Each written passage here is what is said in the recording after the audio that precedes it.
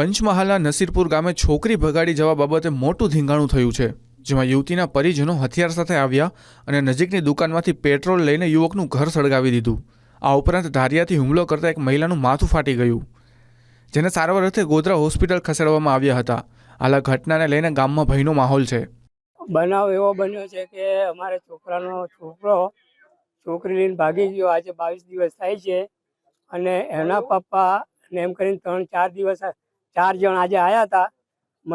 મને ધમકી આલી મારવાની અને ઘર બાળવાની ધમકી આપી અને પછી હું અહીંયાથી હરકી ગયો અને પછી આવ્યા એટલે 4-5 જણ મારું ઘર બાળ્યું। રંગીત કાકા છે એમને ધમકી આપી, તમારી છોકરી તમે ચોર છે ભગાડેલી ગયા છે અને અમારે 24 કલાક તમને આપું છું અને કે અમારે 24 કલાકની અંદર અમારી છોકરી જોઈએ તો તમારું ઘર સળગાવી દઈશું। 3-4 વાગે લોકો આવ્યા, એ દુકાન પરથી પેટ્રોલ લીધું, પેટ્રોલ લઈ ધારિયા લઈ અને તોડફોડ કર્યું।